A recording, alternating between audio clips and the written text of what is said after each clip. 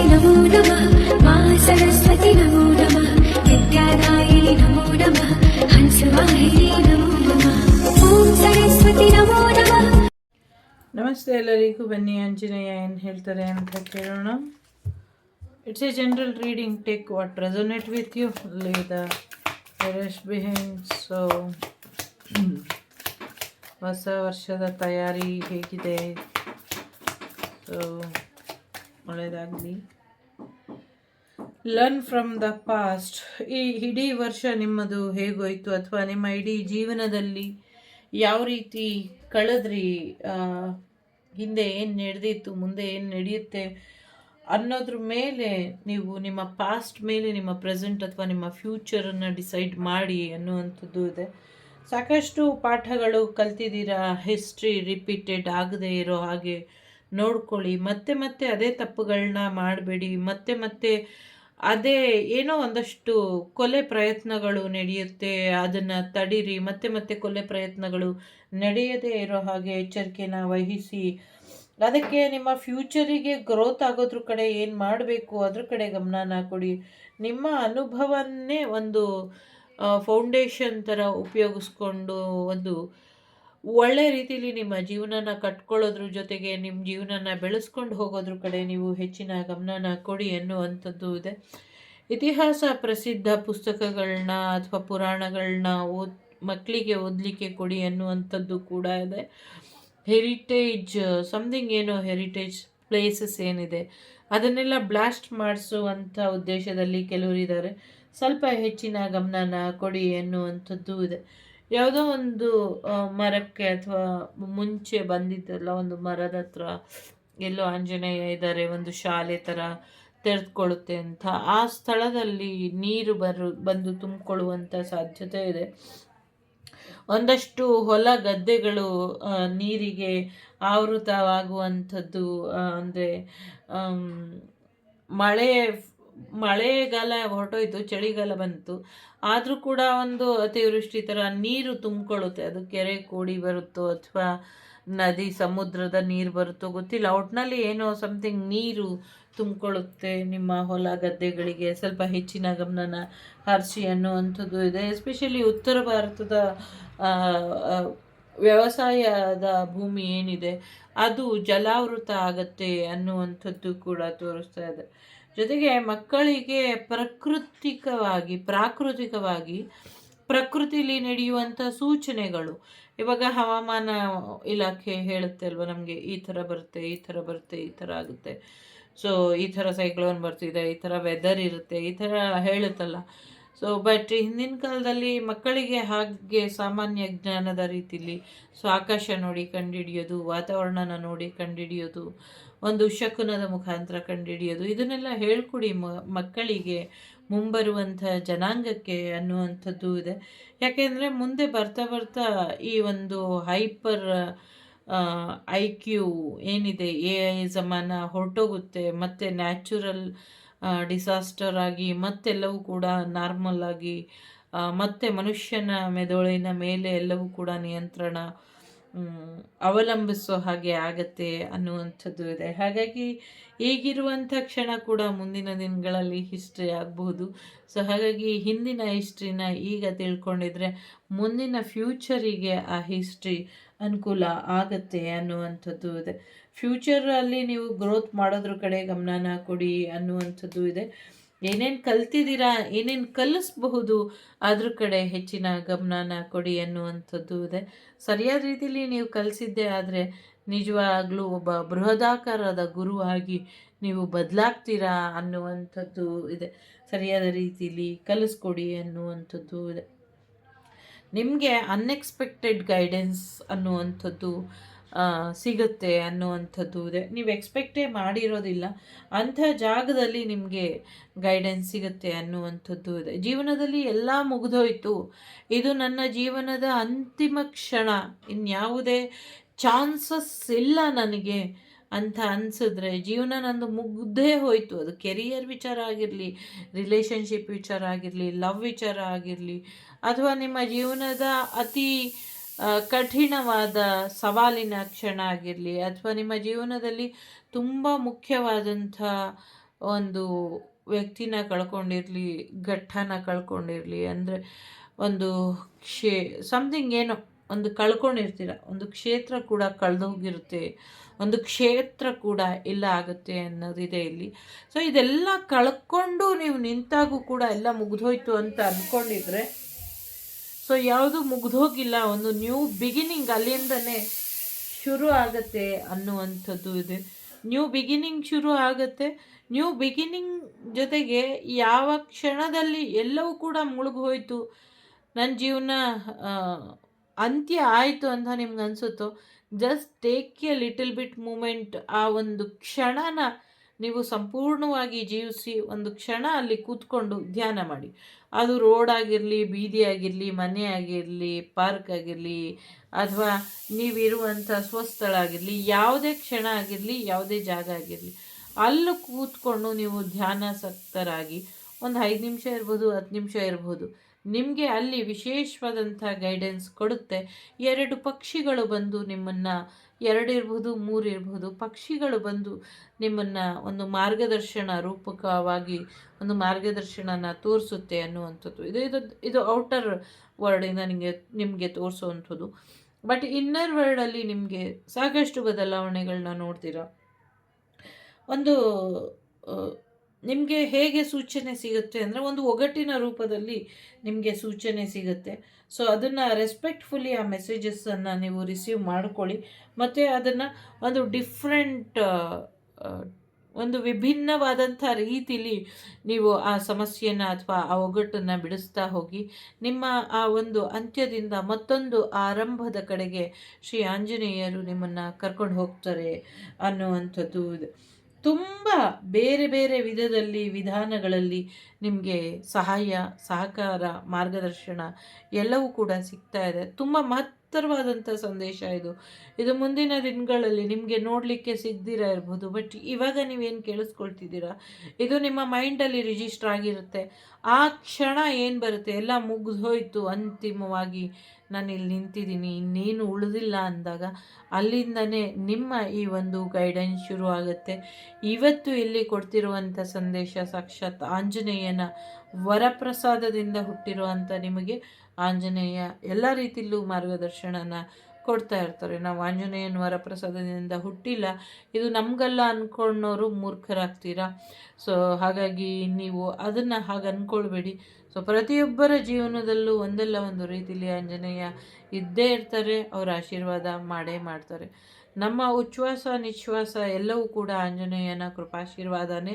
ಹಾಗಾಗಿ ವಾಯು ಜೀವೋತ್ತಮ, ಹರಿ ಸರ್ವೋತ್ತಮ ಅಂತ ಕರೆಯೋದು. ಸೊ ಹಾಗಾಗಿ ಆಂಜನೇಯನ ಆಶೀರ್ವಾದದಿಂದ ಮುಂದಿನ ದಿನಗಳಲ್ಲಿ ನಿಮಗೆ ನಿಜವಾದ ಒಂದು ಮಾರ್ಗದರ್ಶನ ಬರುವಂಥ ಸಾಧ್ಯತೆಗಳು ಕೂಡ ಇದೆ. ಆ ಕ್ಷಣಕ್ಕೆ ಎಲ್ಲ ಮುಗಿದೋಯ್ತು ಅಂದಾಗ ನೀವು ಕೂತ್ಕೊಂಡು ಧ್ಯಾನಾಸಕ್ತರಾಗಿ, ಯಾವ ರೀತಿ ಧ್ಯಾನ ಮಾಡಬೇಕು ಅಂತ ಗೊತ್ತಿಲ್ಲ ಅನ್ನೋರು ಸುಮ್ಮನೆ ಕಣ್ಮುಚ್ಕೊಂಡು ಅಂತ ಧ್ಯಾನ ಮಾಡಿ. ಅದು ಬೆಳಗ್ಗೆ ಆಗಿರಲಿ, ರಾತ್ರಿ ಆಗಿರಲಿ, ಸಂಜೆ ಆಗಿರಲಿ, ಮುಂಜಾನೆ ಆಗಿರಲಿ, ಬ್ರಾಹ್ಮಿ ಮುಹೂರ್ತ ಆಗಿರಲಿ, ಯಾವ ಕ್ಷಣದಲ್ಲಿ ಎಲ್ಲ ಮುಗಿದೋಯ್ತು ಅಂತ ನಿಮಗೆ ಅನಿಸುತ್ತೋ ಅಲ್ಲಿ ಧ್ಯಾನಾಸಕ್ತರಾಗಿ ಅಲ್ಲಿಂದನೇ ಹೊಸ ಅಧ್ಯಾಯ ಆರಂಭ ಆಗತ್ತೆ.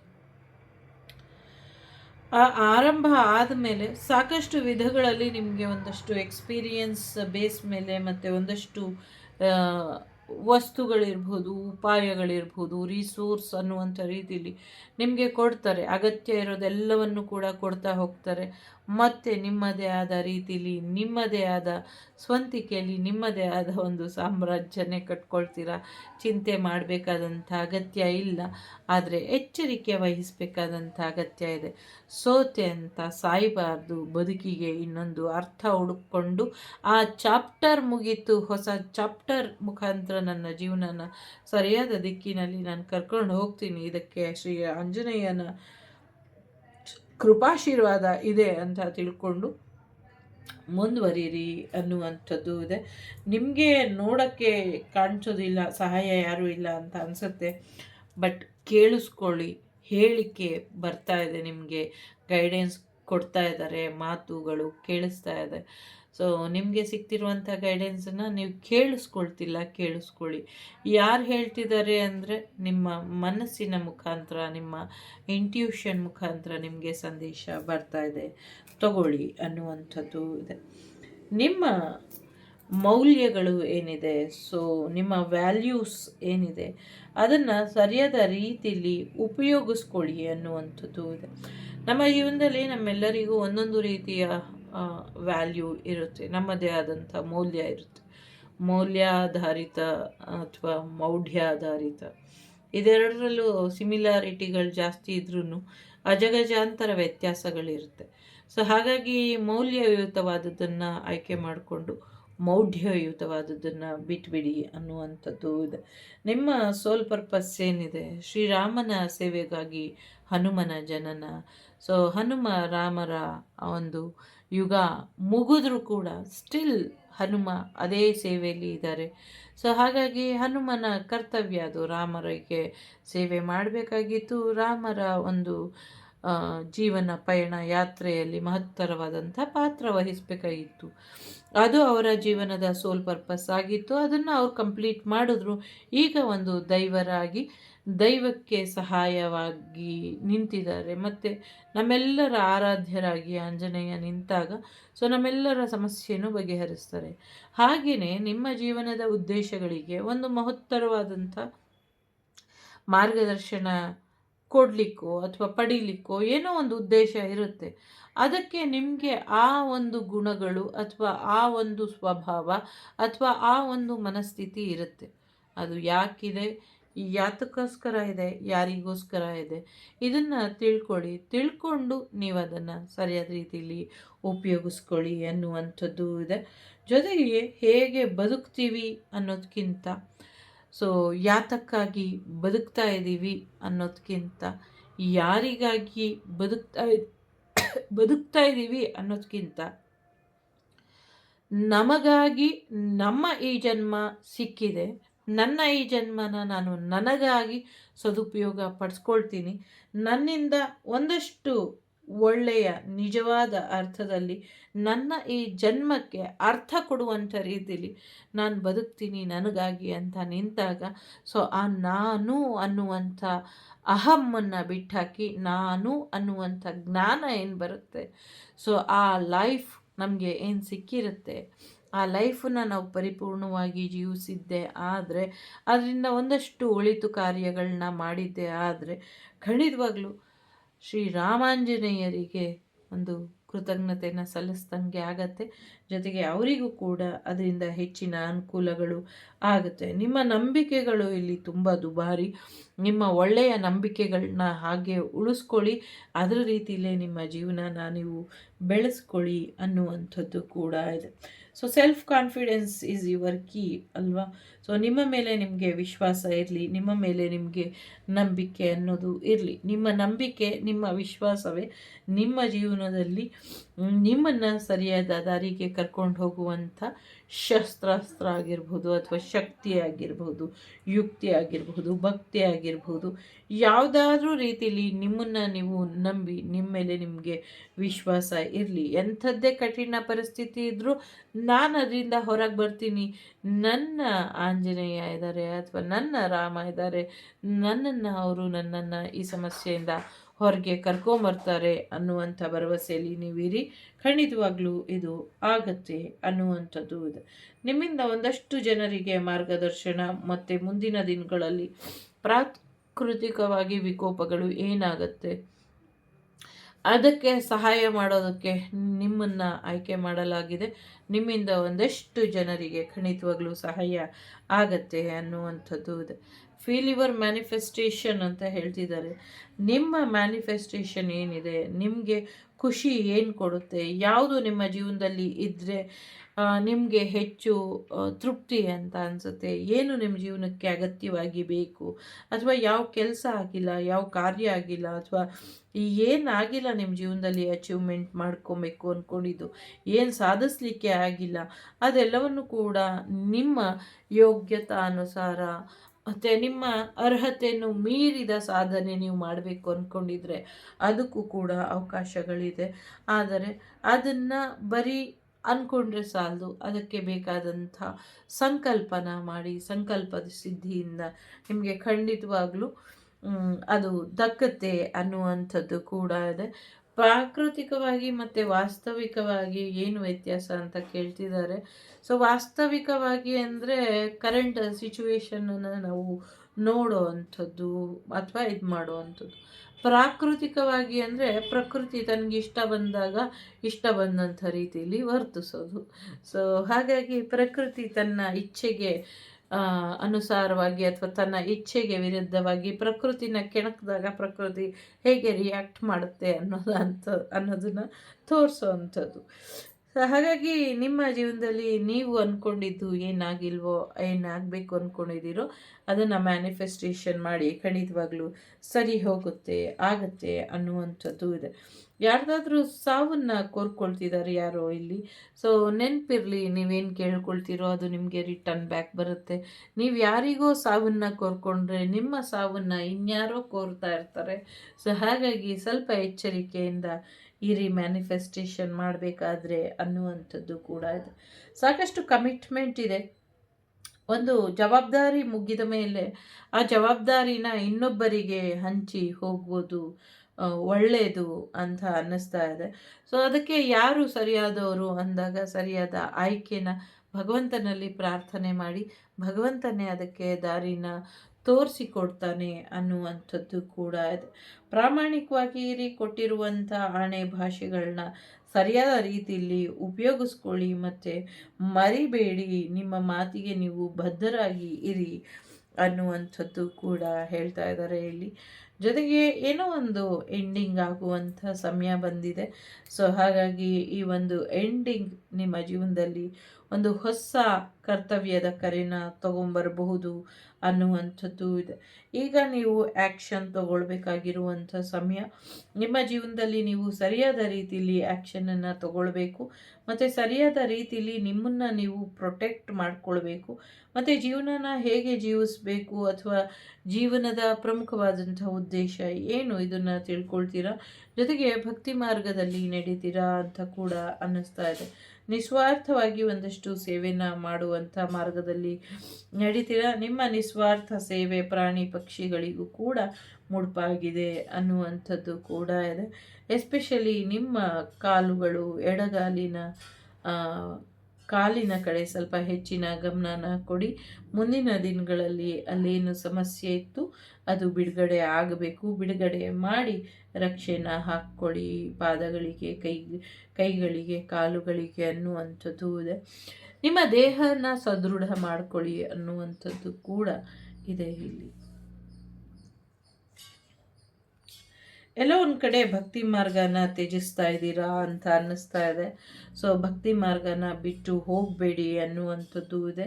ಸುಳ್ಳು ಮುಖವಾಡಗಳನ್ನ ಹಾಕ್ಕೊಬೇಡಿ ಅನ್ನುವಂಥದ್ದು ಕೂಡ ಇದೆ. ನಿಮ್ಮ ಕನಸುಗಳೆಲ್ಲವೂ ಕೂಡ ಈಡೇರುತ್ತೆ. ನಿಜವಾದ ಭಕ್ತಿ ಮಾರ್ಗದಲ್ಲಿ ನಡೀರಿ. ಭಗವಂತನೇ ನಿಮಗೆ ಭಕ್ತನಾಗಿ ನಿಮ್ಮ ಕಮಿಟ್ಮೆಂಟಿಗೆ, ನಿಮ್ಮ ಒಂದಷ್ಟು ಸಂಬಂಧಗಳಿಗೆ ಅಥವಾ ನಿಮ್ಮದೇ ಆದ ಒಂದಷ್ಟು ಕರ್ತವ್ಯಗಳಿಗೆ ಸಹಕಾರ ಕೊಡ್ತಾನೆ. ನೀವೇ ಇಲ್ಲಿ ಸುಳ್ಳು ಮುಖವಾಡನ ಹಾಕ್ಕೊಂಡಿದ್ರೆ ಯಾರೂ ನಿಮಗೆ ಸಹಾಯ ಮಾಡೋದಕ್ಕೆ ಆಗೋದಿಲ್ಲ ಅನ್ನುವಂಥದ್ದು ಇದೆ.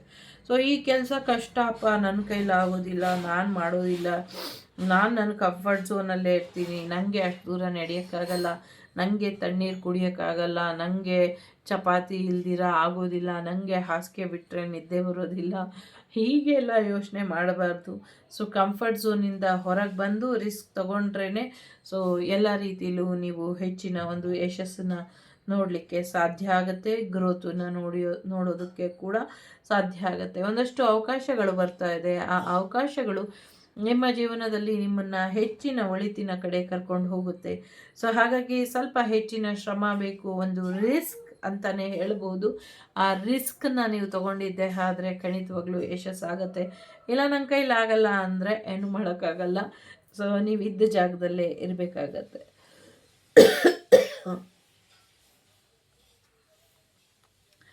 ನಂಬಿಕೆ ಭರವಸೆನ ಕಳ್ಕೊಳ್ತಾ ಇದ್ದೀರಾ. ಹೋಗ್ತಾ ಹೋಗ್ತಾ ದಿನಕ್ಕೆ ನಿಮಗೆ ಬದುಕಿನ ಮೇಲೆ ನಂಬಿಕೆ ಇಲ್ಲ. ತುಂಬ ಬರ್ಡನ್ ಅಂತ ಅನ್ನಿಸ್ತಾ ಇದೆ. ತುಂಬ ಜವಾಬ್ದಾರಿ ಜಾಸ್ತಿ ಆಗಿದೆ. ನನ್ನ ಕೈಲಿ ಆಗ್ತಾ ಇಲ್ಲ, ನನ್ನ ಕೈಲಿ ಇನ್ನೇನು ಸಾಧ್ಯನೇ ಇಲ್ಲ. ಈ ಸಂಸಾರ ಅಥವಾ ಸಮಸ್ಯೆ ಅನ್ನುವಂಥ ಬೆಟ್ಟನ ಹೊರಕ್ಕಾಗಲ್ಲ, ಎಕ್ಕೋದಕ್ಕಾಗೋದಿಲ್ಲ. ನನಗೆ ಈ ಸಮಸ್ಯೆಗಳಿಂದ ಸಾಕಾಗಿದೆ. ನನಗೆ ಈ ಜೀವನದಿಂದ ಏನು ಬೇಡ, ನನ್ನ ಪಾಡಿಗೆ ಇರಕ್ಕೆ ಬಿಡಿ ಅನ್ನೋರಿಗೆ. ಸೊ ನೀವು ಹಾಗೆ ಇದ್ದರೆ ಹಾಗೆ ಇರಬೇಕಾಗತ್ತೆ. ಆದರೆ ನೀವೇನು ಮಾಡಲಿಲ್ಲ ಅಂದರೂ ಪರವಾಗಿಲ್ಲ, ಆದರೆ ಭರವಸೆನ ಮಾತ್ರ ಕಳ್ಕೊಬೇಡಿ ಅನ್ನುವಂಥದ್ದು ಇದೆ. ಸೊ ದ್ರೋಣಗಿರಿ ಪರ್ವತ ಸಮಥಿಂಗ್ ಏನೋ ಅಳಗಾಡುವಂಥದ್ದು ಕೂಡ ಕಾಣಿಸ್ತಾ ಇದೆ ಇಲ್ಲಿ.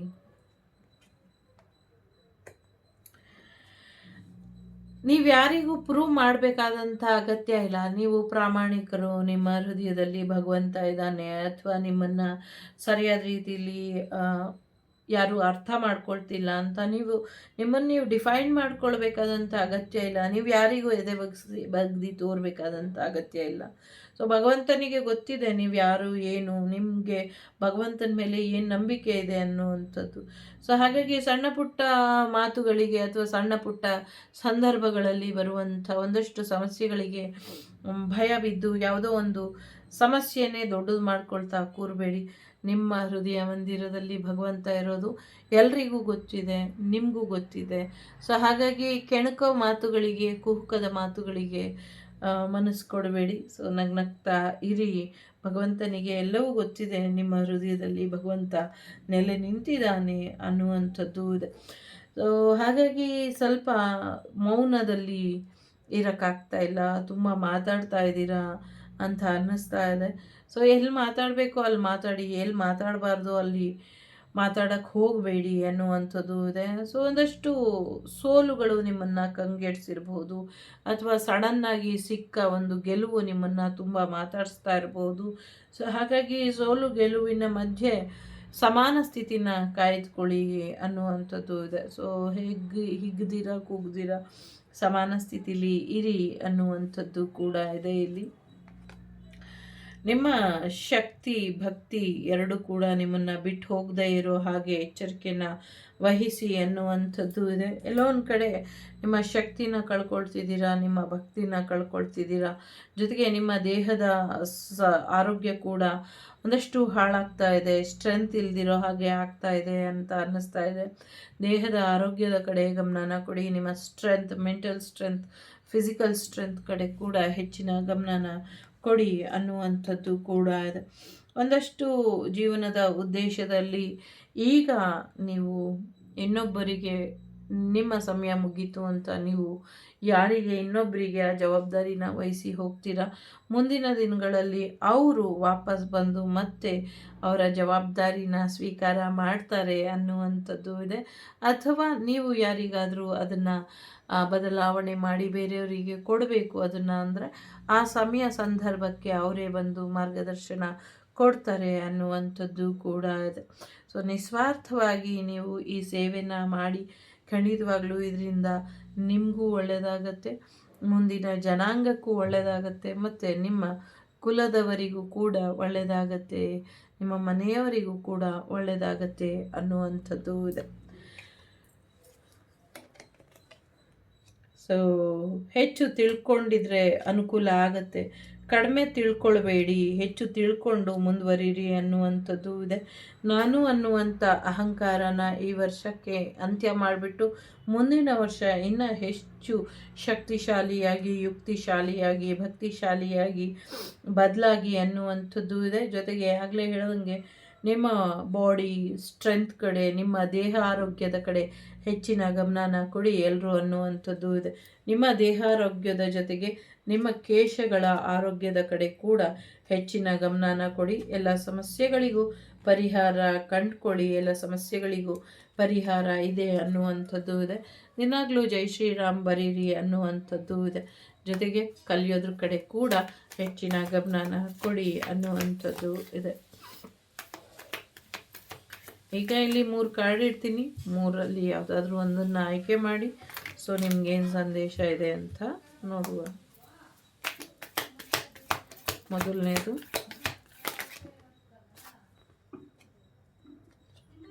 ಎರಡನೇದು, ಮೂರನೇದು,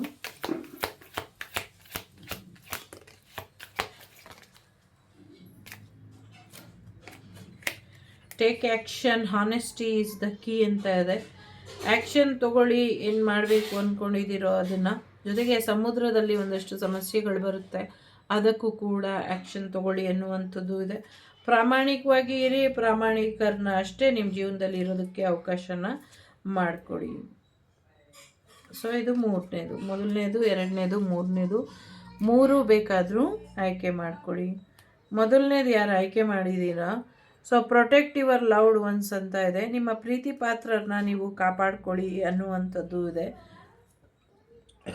ಜೊತೆಗೆ ಭರವಸೆನ ಕಳ್ಕೊಬೇಡಿ ಅನ್ನುವಂಥದ್ದು ಇದೆ. ನಿಮ್ಮ ಪ್ರೀತಿ ಪಾತ್ರರು ಭರವಸೆ ಕಳ್ಕೊಳ್ದಿರೋ ಹಾಗೆ ಎಚ್ಚರಿಕೆನ ವಹಿಸಿ. ಜೊತೆಗೆ ನೀವು ಕೂಡ ನಿಮ್ಮ ಪ್ರೀತಿ ಪಾತ್ರರನ್ನ ಉಳಿಸ್ಕೊಳ್ಳೋದಕ್ಕೆ ಪ್ರಯತ್ನನ ಪಡಿ ಅನ್ನುವಂಥದ್ದು ಇದೆ. ಜೊತೆಗೆ ಸಪೋರ್ಟ್ ಮಾಡಬೇಕು, ಎಲ್ಲ ಸಮಸ್ಯೆಗಳಿಂದ ಹೊರಬರೋದಕ್ಕೆ ಒಂದು ಸಪೋರ್ಟಿಂಗ್ ಸಿಸ್ಟಮ್ ಆಗಿರಬೇಕು, ಮತ್ತು ಭರವಸೆನೂ ಕೊಡಬೇಕು, ಮತ್ತು ಯಾರೋ ಇಬ್ಬರನ್ನ ಒಂದು ಮಾಡಬೇಕು, ಒಂದು ಮಾಡೋದ್ರ ಕಡೆ ಗಮನನ ಕೊಡಿ ಅನ್ನುವಂಥದ್ದು ಇದೆ. ಜೊತೆಗೆ ಯಾರ್ಯಾರು ಸಮಸ್ಯೆಯಲ್ಲಿ ಇದ್ದಾರೋ ಅವರಿಗೆಲ್ಲ ಸಹಾಯನ ಕೊಡಿ ಅನ್ನುವಂಥದ್ದು ಕೂಡ ಇದೆ. ಸೊ ನೆಮ್ಮದಿಯಾಗಿ ಇರಿ. ಎರಡನೇದು ಯಾರು ಆಯ್ಕೆ ಮಾಡಿದ್ದೀರಾ, ಟ್ರಸ್ಟ್ ಇನ್ ಡಿವೈನ್ ಅಂತ ಇದೆ. ಸೊ ದೇವ್ರನ್ನ ನಂಬಿ, ಭಗವಂತನಲ್ಲಿ ನಂಬಿಕೆ ಭರವಸೆನ ಇಡಿ. ನಿಮ್ಮ ಸಮಸ್ಯೆಗಳಿಗಿಂತ, ನಿಮಗಿಂತ, ಈ ಜಗತ್ತಿಗಿಂತ ದೊಡ್ಡವರು, ಶಕ್ತಿಶಾಲಿ, ಎತ್ತರವಾಗಿ ಇರೋರು ಸೊ ಭಗವಂತ ಇದ್ದಾರೆ, ಆಂಜನೇಯ ಇದ್ದಾರೆ. ಹಾಗಾಗಿ ನಿಮ್ಮ ಕಷ್ಟದ ಸಮಯದಲ್ಲಿ ಆಂಜನೇಯನ ನೆನೆಸ್ಕೊಳ್ಳಿ, ಇದರಿಂದ ನಿಮಗೆ ಒಳ್ಳೆಯದಾಗತ್ತೆ ಅನ್ನುವಂಥದ್ದು ಇದೆ. ಹಿಮಾಲಯಕ್ಕೆ ಏನೂ ಆಗೋದಿಲ್ಲ, ಅದು ಸ್ಟ್ರಾಂಗ್ ಆಗಿ ಇರುತ್ತೆ. ಮುಂದಿನ ದಿನಗಳಲ್ಲಿ ಮೋರ್ ಪವರ್ಫುಲ್ಲಾಗಿ ಇರುತ್ತೆ ಅದು ಅನ್ನುವಂಥದ್ದು ಇದೆ. ಮೂರನೇದು ಯಾರು ಆಯ್ಕೆ ಮಾಡಿದ್ದೀರಾ, ಒಂದಷ್ಟು ಸತ್ಯನ ಮಾತಾಡಿ, ಸತ್ಯನ ಬರೆದಿಡಿ ಅನ್ನುವಂಥದ್ದು ಇದೆ. ಸೊ ಏನೋ ಒಂದಷ್ಟು ಸತ್ಯನ ಮಾತಾಡ್ತಾ ಇಲ್ಲ, ಅಥವಾ ಸತ್ಯದ ಮೇಲೆ ಬೆಳಕು ಚೆಲ್ತಾ ಇಲ್ಲ ಅನ್ನುವಂಥದ್ದು ಇದೆ. ಸತ್ಯನ ಹೇಳಿ, ಸತ್ಯನ ದಾಖಲು ಮಾಡಿ ಇಡಿ ಅನ್ನುವಂಥದ್ದು ಇದೆ. ಜೊತೆಗೆ ಒಂದಷ್ಟು ಜನರನ್ನ ರಕ್ಷಣೆ ಮಾಡಿ, ಎಸ್ಪೆಷಲಿ ಮಕ್ಕಳನ್ನ ರಕ್ಷಿಸಿ ಅನ್ನುವಂಥದ್ದು ಇದೆ. ನಿಮ್ಮ ಪವರ್ನ ಉಪಯೋಗಿಸ್ಕೊಂಡು ಒಂದಷ್ಟು ಮುಗ್ಧ ಜೀವಿಗಳನ್ನ ರಕ್ಷಿಸಿ ಅನ್ನುವಂಥದ್ದು ಕೂಡ ಇದೆ. ಎಲ್ಲ ಮಾಡಿದ್ರೆ ನಮಗೇನು ಸಿಗುತ್ತೆ ಅನ್ನೋರಿಗೆ ಖಂಡಿತವಾಗ್ಲೂ ನಿಮಗೆ ಒಳ್ಳೆಯದಾಗತ್ತೆ.